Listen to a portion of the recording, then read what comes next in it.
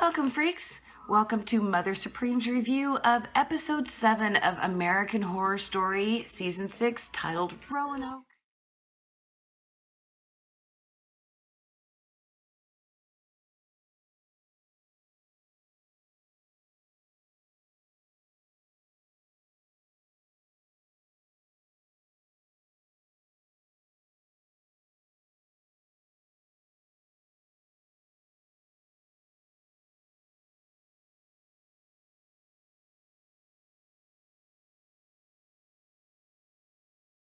As usual, fans, if you do not want to be spoiled about this episode, please do not watch this video. Okay, so I do apologize. Unfortunately, I forgot to write down who directed and wrote this episode, so I'll put it right here. By the time this episode was finished, I was so happy. I realized that I was a little disappointed last week, but and a lot of you out there, I think you misunderstand. I think you think that I was disappointed because American Horror Story didn't use my twist. I don't understand how that was realized there, but I was disappointed because we were told we would get a huge twist, and I didn't see one. However, this week, I saw my baby. I saw my baby back. That's what I saw. I saw my American Horror Story, the show that I love for all of its murders and disgustingness and vulgarness. It was all there this week. It was great. So I apologize. It was so good that I forgot to write down who wrote and directed it. So let's start off. Basically, nobody saw at first that Rory was dead. So it's kind of like the show starts as that British TV show, Dead Set, where they're on the set of Big Brother, the zombie apocalypse hits, and nobody inside the Big Brother stays. The people on the show, they don't know that everybody outside's been killed by zombies. So that's what this episode reminded me of. The episode opened with the actors trying to figure things out along with the real people inside the house. However, that night that Rory is killed, Agnes comes out of the bushes and murders Cheyenne Jackson and his crew. They're murdered literally like 5 minutes at the beginning of the show. So I know a lot of fans out there are probably very mad because Cheyenne is already gone. But it is true. He's dead. The birds literally ate him when Agnes was done, unfortunately. So the crew is basically now all dead on the show. Then we move into the next set, which is the actual actors and the real people. So we know at this point that Agnes has escaped, or that Agnes is on the premise. Some of the people there do. However, nobody is watching for her, which is why Shelby, real life Shelby, never realizes that Agnes is there in the house. So when she turns around the next morning after Agnes has killed the crew, she turns around, she sees Agnes. They have a little conversation. Shelby pleads with her to please don't hurt her. And as soon as Shelby turns around to try to escape the room, Agnes pops her in the back with a freaking meat cleaver. I mean, it was so brutal. I mean, I thought blood like spurt everywhere. It was just so, it was pretty intense. So her scream brings Dominic, who is Cuba Gooding Jr., and he knocks Agnes off of Shelby before she can kill her. He wrestles her to the ground, but she ends up getting away. So everybody now is definitely aware that Agnes is there, and they yell into the cameras to tell Sydney to tell him to call 911. They need an ambulance. Shelby is extremely hurt. They never get a phone call from Sydney. They never get any word from Sydney. An hour has gone by since the actual incident, so that leaves the group to question what should they do. Shelby is hurt. She will die without care. They need to get her to a hospital. That leaves Lee, Audrey, and Monet. I hope I'm enunciating her name correctly. That leaves the 3 women to decide that they are going to leave the house and go to find Sydney's trailer. They don't want to actually leave the front or the back way because they don't want Agnes to see them. So they decide they will use the actual tunnels that are in the basement Remember, those were the ones that Edward led Matt, Shelby, and Flora through safety the first in my Roanoke nightmare. So now the three women are in the tunnel, and Lee, who I have to say, Lee is definitely my gal. She brings a handgun with her, my lady. She's going to basically blow a hole into anything that tries to stop them from leaving. So they're going through the tunnel. They have their cell phones and their camera lights. Edward Mott basically is in the tunnel with them, and rather than being a friendly ghost and not wanting souls to be, taking up his space any longer, he gives this horrible bellow throughout the tunnel. Lee tells everybody to turn around and run, which they do, and he kind of chases them a little bit. Lee puts like 4 bullets into him, and he still gets up and comes to her, which was kind of weird. I didn't think you could do that to a ghost. So they end up getting out of the tunnel. They make it to Sydney's trailer. They see that everybody is dead in the crew. They don't know what to do. Agnes comes out basically at the woods at that moment. Lee shoots her, and Agnes runs off. The women, then at that point, the colony is starting to look for them because the blood moon has now risen at this point. It is dark and the blood moon is up. So the women are trying to make it back to the house, or I guess they're trying to make it to town. I'm not exactly sure at this point. I do apologize. But when they're actually trying to get to their destination, that's when they see the torches from the colony. They go to try to hide. While the women are hiding, Shelby makes a video, like a Blair Witch video of herself. It was so reminiscent of that movie. But Shelby takes a video of herself telling Rory how much she loved him, and if he's out there and alive still, that she wants him to know that he showed her how to love, all this sweet, sappy stuff. And then blood drips on her from above. They look up and they see Rory's dead body. So she knows he's dead. Audrey is crumpled up, can't stop crying. The colony is coming. They see them now. Lee grabbed Audrey and told Monet, run, just go. I've got her. I've got Audrey, just run. So Monet runs, and she sees Lee and Shelby be taken by a couple of people. Monet still tries to leave, and she is also taken by someone as well. And we do find out that this is the Polk family, which a lot of people were saying they have no idea what Finn Whitrock's character is this season. And we know now from this episode of episode 7 that Finn's character is one of the Polk family boys. Now, whoever plays Mama Polk, I do apologize. I did not recognize her with all the dirt on her face. And one of the fans from the Freaks of AHS group was the one who pointed out about Finn. And so please, guys, please come join the Freaks of AHS on Facebook. We would love to have you. We're also on Instagram, Snapchat, Twitter, all that stuff. And check the description for links. So the Polks are obviously alive. They're really high on drugs, and they've been growing marijuana in the country, living off, obviously, of meat.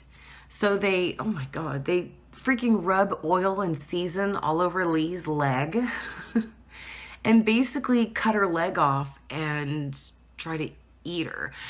Lee is still alive at this point, and they try to feed her that part of Lee to Monet and Audrey.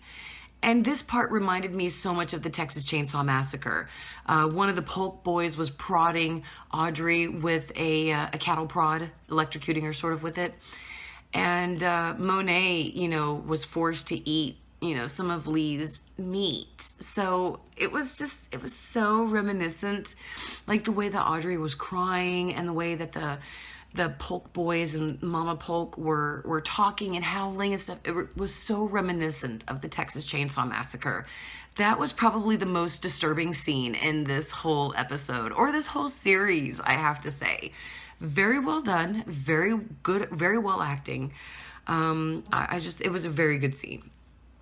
That is pretty much where those three are left. Where we are with Matt, Shelby, and Dominic, who are still at the house. While the women are gone, some time has passed and everybody has gone, those three have gone to sleep in the house.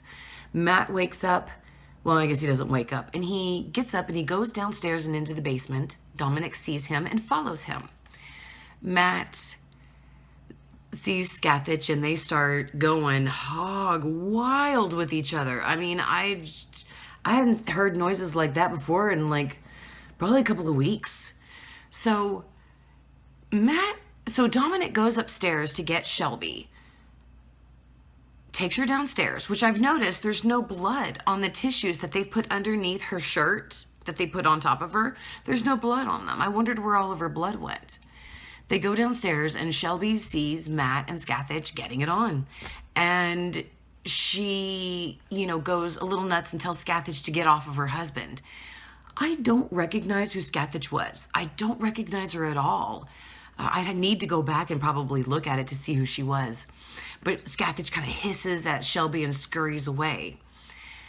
Matt tells her, please don't run off. And Shelby's like, what's the deal? And he says, no, I love her. I came back for her. Mama Supreme was right about that, guys. I knew he came back for Scathach. So he tells Shelby that he loves her, and the reason why he came back was for her. Shelby goes nuts and pulls a Negan on Matt, meaning she takes her crowbar and bashes his skull in, where there is nothing but discarded meat left for Matt's head. Oh my God. Shelby, for a woman who had been hit with a cleaver in her shoulder, she had no problem swinging that freaking crowbar, which more than exacerbates my idea that Shelby is a witch. I have not given up on that theory yet, guys. I do promise you I haven't. As a matter of fact, my next video will be about Shelby being a witch, because she obviously healed from her cleaver hits pretty quickly. I mean, how can she swing and kill a person with that crowbar when she had been just hit in the back with a freaking cleaver? I understand maybe her wound wasn't that deep, but it doesn't matter. She got a cleaver really freaking hard in her back shoulder blade. There should be no way she should be able to lift her hand above her head. And the fact that she can't shows me that she is possibly a Supreme, because don't forget, Supremes have extreme radiant health. And Shelby seemed to recover from that cleaver hit pretty quickly. Anyway, Dominic kind of stops her, takes her upstairs, sits her in the bathroom, and gets the crowbar from her. He consoles her and he tells her, "Look, Shelby, it's okay, it's okay." And she says, "Dominic, you have to help me. You have to help me. I can't go to jail. I didn't mean to do it." And he says, "Well, I'm sorry, Shelby. I can't lie for you. There's cameras everywhere. Sydney probably saw everything that happened. So I can't lie for you. When the cops get here, your best bet is just to turn yourself in." And she says, no, I can't do that. And he says, "No, well, it's your best option." At this point, that is when the butcher shows up. And she is downstairs, outside, throwing gas, big cans of gasoline. I don't know if she put it on the farmhouse or if she was making a fire pit in front of the farmhouse. I'm not exactly sure. I think it was a fire pit in front of the farmhouse. But anyway, she's tossing gas cans around after they're empty, and she's spouting her butcher stuff. The colony comes up, and before this, guys, Dominic was consoling Shelby. He patted her injured elbow or her injured shoulder many times. She never winced once from pain. She never said anything about, "Hey, keep away from the injured area." Nothing. Ever. She just kept silent and crying about how she killed Matt. I just don't understand how she can be, how all of a sudden this wound that she had received is now mysteriously not bleeding anymore. She can do everything she could before, and it's as if that wound it's like it never happened. Last rant is over. I apologize. So the colony shows up, and Agnes thinks that they're all there to back her up. And she's talking big game to Shelby and Dominic through the window about how she's going to bring her wrath upon them. And then she turns around, and the real butcher actually shows up. And that is not Jessica Lange, guys. I got a lot of comments in Beyond the Hard that possibly that was Jessica Lange, and it was not. I do apologize. I did not recognize her either. Possibly it was Frances. I didn't recognize her. It was a lot of these scenes happened so quickly. It was very difficult to see. So until I go back and actually pause it, I won't know. So please stick around for my predictions and theory videos. I will have more information for you there about who played those characters. So I loved it. Agnes turned around and she saw the butcher and she got on her knees and she said, you know, you're my idol. You made me. And so the butcher lifted her cleaver and sliced Agnes right down basically to like her nose. You know, cut her down to right here through her nose. Cut her head almost in half with her cleaver. It was so great. And that is it, fans. That is how the episode ends, with Agnes's death. So again, I did not recognize the butcher. She looked kind of like Mary, Queen of Scots, somewhat, the way her hair was bunned up and stuff. She looked mean as hell. Definitely wasn't Thaisa. But again, it was just a great episode. I can't wait to see what happens in chapter 8. I can't believe, too, that we only have 3 episodes left of American Horror Story. I mean, that's honestly I think that is the most disappointing thing this season. None of the episodes have disappointed me. Only the fact that we're only having 10 episodes this season. And a lot of you out there are shocked when you hear 10 episodes. Yes, people, Ryan Murphy confirmed that there's only 10 episodes this season. So guys, what did you think of this episode? I definitely give it 2 thumbs up, 10 out of 10. Loved it. It was great. Don't forget to hit the like button if you liked the video. Don't forget to hit subscribe if you want to see more of my videos. I also have plenty of other videos from Hotel and from Roanoke. I also do reviews for Ash vs. Evil Dead, live streams for that as well. So please check them out if you would like. Don't forget to check out Burnt Toast, and stick around for Beyond the Horror on Wednesday nights immediately following American Horror Story, an unofficial American Horror Story after show. Thank you so much, everybody, for watching my review. I appreciate all of your comments and everything that you guys leave me. Y'all are all awesome. Thank you so much. Good night.